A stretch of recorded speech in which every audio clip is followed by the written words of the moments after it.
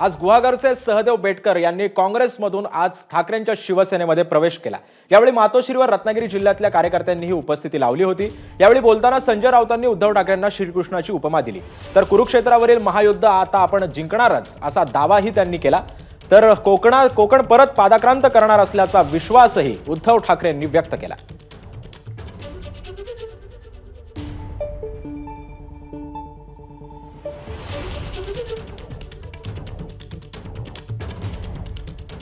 महाभारतातली 3 प्रमुख पात्र इथे उपस्थित आहेत। उद्धवा म्हणजे श्रीकृष्ण,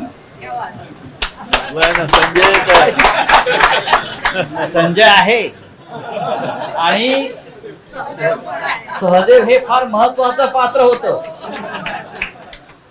धर्मराजाचा अत्यंत जवळचा जर कोण असेल तर तो सहदेव होता। आता तो श्रीकृष्णाच्या जवळ आहे।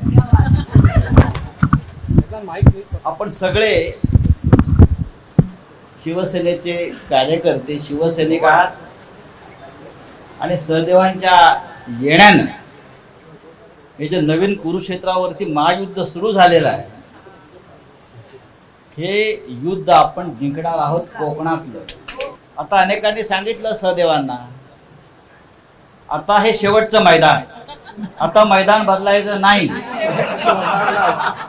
आता ह्याच मैदानात रत्नागिरी जिल्हा भडकवणार। रत्नागिरी जिल्हा हा परत संपूर्ण भगवा एक ठेकेदारांचं राज्य संपवून टाका। सगळं जागेवर आहे, फक्त हवा आहे बाहेर। त्या हवेची दिशा सुद्धा बदलताना मला दिसते। आपण फक्त कोकणामध्ये एक दौरा करा, आपण पहा कशी दाणादाण उडते ते। एक गद्दार राहणार ना औषधाला शिल्लक। माझा सलग दौरा अगदी तळ कोकणापासून वर हा मी करणार आहे। जिथे जिथे तुम्ही सांगाल तिथे तिथे मी येणार आहे।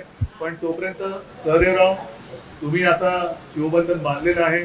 मध्ये थोडंसं तुम्ही म्हणालात की काही स्थानिक पातळीवरती, पण या स्थानिक पातळीवरती या थोड्या कुरबुरी जरी झाल्या तरी आपलं घर कधी सोडायचं नाही। आता परत घरी आलेला आहात। आपल्या घरामध्ये जे कोणी आधी गद्दार होते, मी त्यांचा आणि तुमच्यामध्ये फरक एवढ्यासाठी करतोय की तुम्ही निष्ठेला सगळे प्रामाणिक राहिला। एबीपी माझा, उघडा डोळे बघा नीट।